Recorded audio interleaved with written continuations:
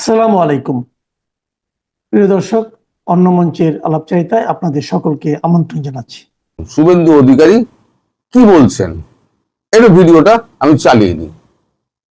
জামাতরা আমাদের 9টি সীমান্ত জেলার পাশের এলাকাতে জিতে গেছে। অ্যালার্মিং এটাই যে পশ্চিমবঙ্গের সীমান্তবর্তী যে বাংলাদেশের এলাকাগুলো আছে, আওয়ামী লীগের অনুপস্থিতির সুযোগ নিয়ে সেখানে জামাতিরা জিতেছে, যারা মৌলবাদ জঙ্গিবাদের উপর নির্ভর করে গ্রেটার বাংলাদেশের স্বপ্ন দেখে, যারা চিকেন নেককে কেটে ফেলার স্বপ্ন দেখে ইত্যাদি। এটা আমাদের কাছে আশঙ্কা। সেই কারণে পশ্চিমবঙ্গের রাষ্ট্রবাদী জনগণ, বিশেষ করে বাঙালি হিন্দু যাদের হোমল্যান্ড দিয়ে গেছেন ডক্টর শ্যামাপ্রসাদ মুখার্জি, স্বামী প্রণবানন্দ, এপ্রিলের নির্বাচনে কি পেলাম আর কি পাবো যোগ বিয়োগ হবে।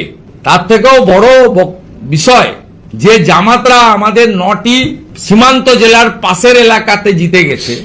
It's a very alarming for patriotic people and specially the Hindu people in West Bengal. শুনলেন শুভেন্দু অধিকারীর কথা। আর একটা ভিডিও আমি আপনাদের চালাবো, সেটা কিন্তু এখনকার নয়, কিছুদিন আগের, নির্বাচনের কিছুদিন আগের।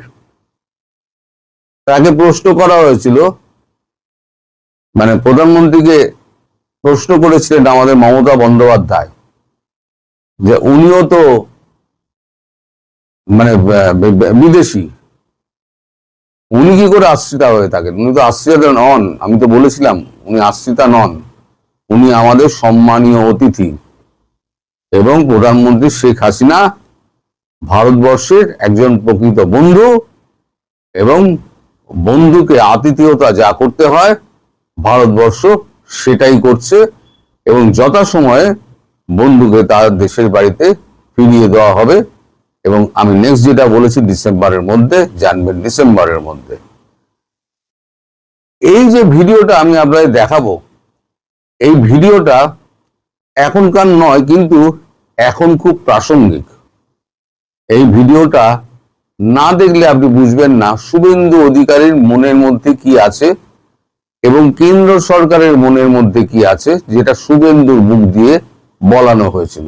এবার সেই ভিডিওটা দেখুন। হাসিনা ওয়াজেদ বৈধ প্রধানমন্ত্রী, এরা অবৈধ। হাসিনা ওয়াজেদ প্রধানমন্ত্রী হিসেবেই ঢাকাতে শাহজালাল এয়ারপোর্টে নামবেন, স্যালুট দিয়ে নিয়ে যেতে হবে।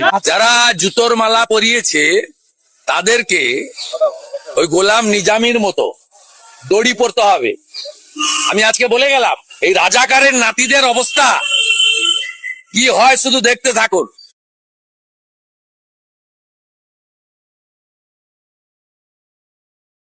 তাহলে এবার পরিষ্কার হলো তো, আমি যেটা বলছিলাম, তিনি বৈধ প্রধানমন্ত্রী, তিনি প্রধানমন্ত্রী হিসেবেই তিনি শাহজালাল বিমানবন্দরে আসবেন এবং তাকে স্যালুট দিয়ে নিয়ে যেতে হবে।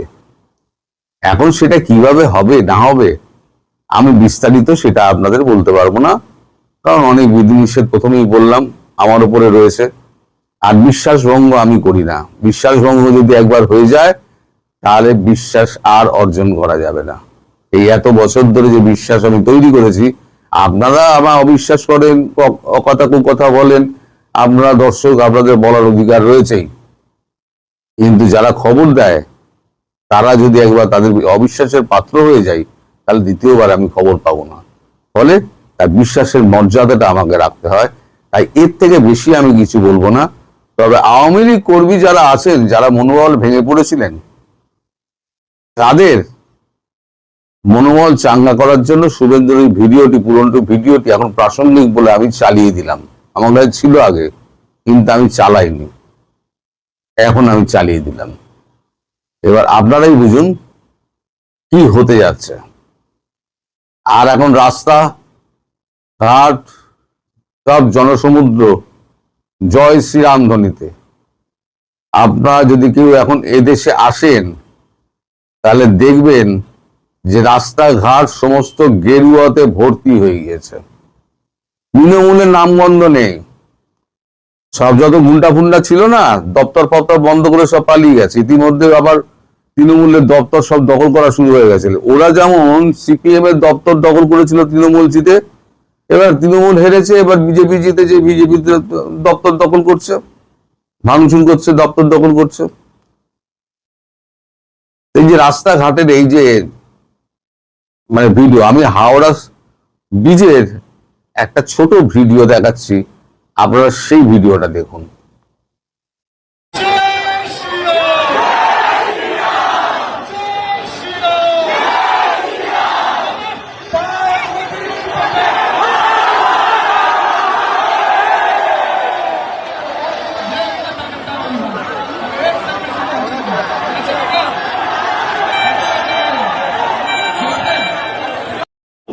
এই দেখলেন তো, এরকম একটা ভিডিও, এরকম কিন্তু হাজার খানেক ভিডিও আছে সব জায়গায়, ওই কটা দেখাবো।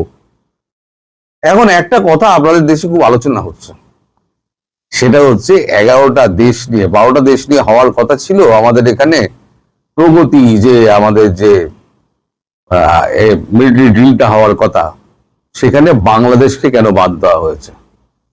আর এই ড্রিলটা হচ্ছে কিসের? এই পার্শ্ববর্তী রাষ্ট্রগুলো নিয়ে সন্ত্রাসবাদের বিরুদ্ধে মোকাবিলার জন্য এই ড্রিলটা, সব রাষ্ট্রকে নিয়ে।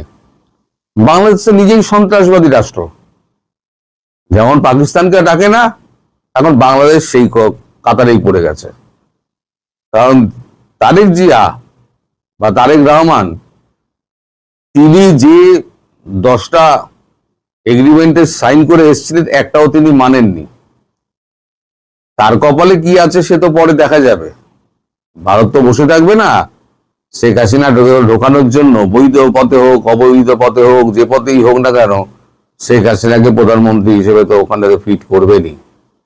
তা আপনারা এখন আশা করেন কি করে বাংলাদেশকে ওইখানে রাখবে, যেখানে ওই কি বলে, আমি যেটা আপনাদের বলেছিলাম এর আগে, যে নেশন ফার্স্ট নেভার ফার্স্ট নীতি, তার আগে একটা গুড বসে গেছে, গুড নেভার ফার্স্ট।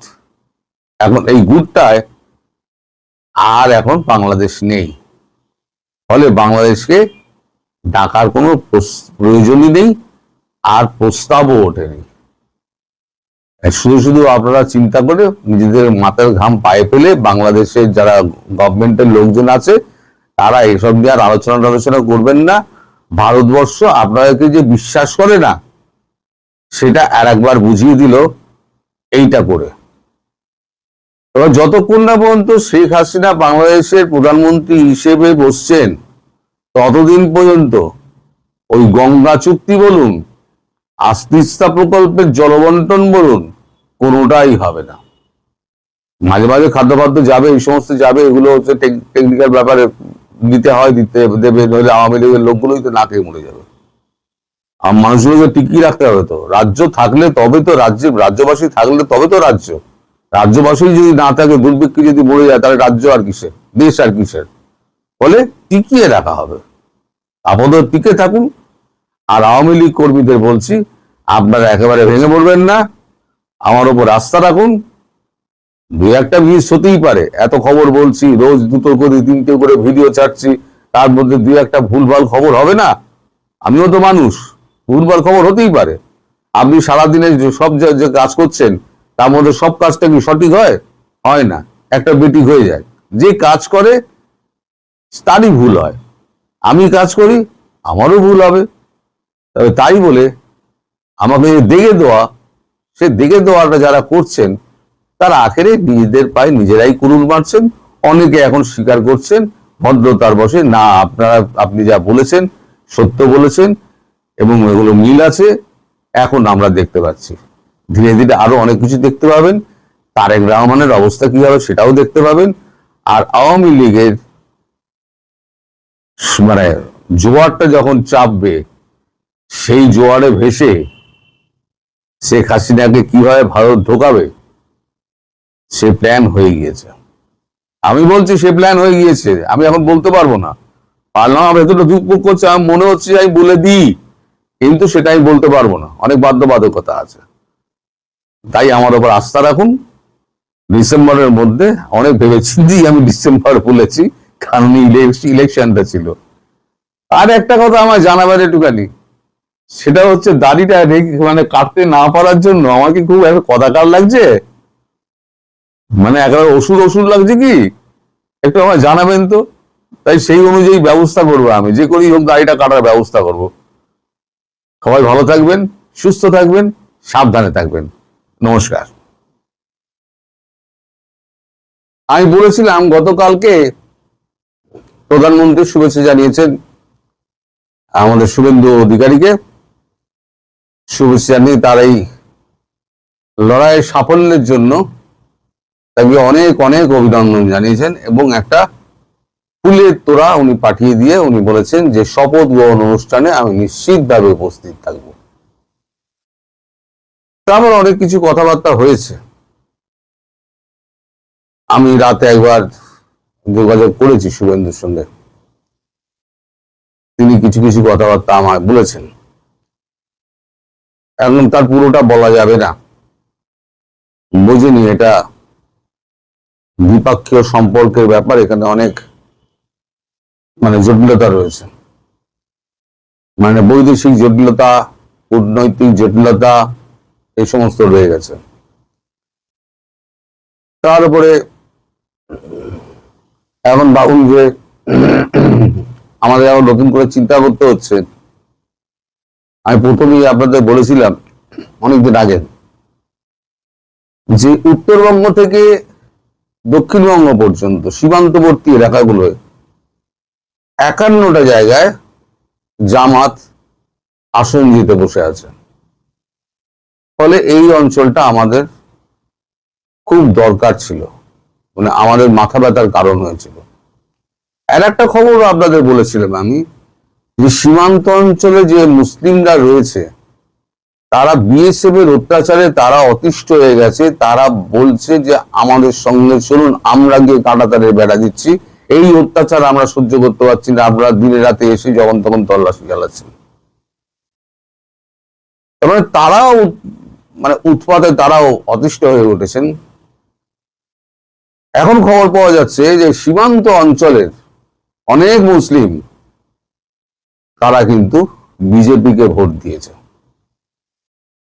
এই যত উত্তরবঙ্গ থেকে আপনি নিচের দিকে নামবেন দক্ষিণবঙ্গ পর্যন্ত সমস্ত সীমান্তবর্তী অঞ্চলে সমস্ত একদম বিজেপি ওখানে জিতে গেছে। তার মানে বাংলাদেশের একটা রাইট উইং আর ভারতবর্ষের একটা রাইট উইং মুখোমুখি দাঁড়িয়ে গেল। ভারতবর্ষের যে রাইট উইং আছে তাদেরও লোকজন আছে, বজরং দল, আবার জামাতেরও লোকজন আছে যারা গোড়ালি কাটা। কিন্তু গোড়ালি কাটার লোকেদের কলজের জোর আর বজরং দলের কলজের জোর দুটোর মধ্যে অনেক তফাৎ। আপনারা দেখেননি বজরং দলের চেহারা, আপনারা দেখেননি। একটা ভিডিও আমি ভাবি দেখাবো, কিন্তু আমি তো ইউটিউব আমায় অ্যালাউ করবে না। বজরং দলের যে হয়, যা হোক, সম্ভব হলে কেটে ছেটে আমি দেখাবো একদিন, বজরং দলের চেহারা দেখাবো, তাদের প্যারেড দেখাবো, তাহলেই হবে। তো আমি যেটা বলেছিলাম যে বাংলাদেশের ক্ষেত্রে কি ঘটতে পারে, দেখুন আমি অনেক কিছু আন্দাজ আগে থেকে দিয়ে দিই, তা নিয়ে অনেক হাসি মশকরা, আমার কটুবত কথাও শুনতে হয়, কিন্তু আলটিমেটলি দেরি হলেও সেগুলো ফলে। আমি যে বলেছিলাম যে সীমান্ত অঞ্চলের লোকেরা খুব ক্ষেপে আছে, তাতেও অনেকে গুজববাজ বলেছিল। বিজেপি জিতবে বলেছিলাম, তাতেও গুজববাজ বলেছে। এরা না জেনে বলে তো, আসলে ওদের হিসেব নিকেশ করতে হয়, হিসেব নিকেশ কষে খবরাখবর নিয়ে তারপর শিওর না হলে পরে আমি বলি না সাধারণত। হ্যাঁ, দেরি হয়, বলতে দেরি হয়। আমি আজ বললাম কালকেই যে হয়ে যাবে তার কোনো মানে নেই। আমি যখন বলেছি ডিসেম্বরের মধ্যে শেখ হাসিনা বাংলাদেশে ফিরবেন এবং বিজেপি বাংলা দখল করবে, বিজেপির বাংলা দখল হয়ে গেছে, এবার নেক্সট টার্গেট হচ্ছে শেখ হাসিনাকে ডিসেম্বরের মধ্যে দেশে ফেরানো। গতকালকে আমাদের এখানে যে সমস্ত আওয়ামী লীগ নেতারা ছিলেন শুনেছি তারা নাকি অনেক উৎসব করেছেন। এই যে দীর্ঘদিন ধরে আমি বলে যাচ্ছি না, সীমান্ত অঞ্চলে যে আপনার এই জামাত জিতে আমাদেরকে একটা দুশ্চিন্তার মধ্যে ফেলে দিয়েছিল, সেই কথাটাই শুভেন্দু অধিকারীর মুখ থেকে এবার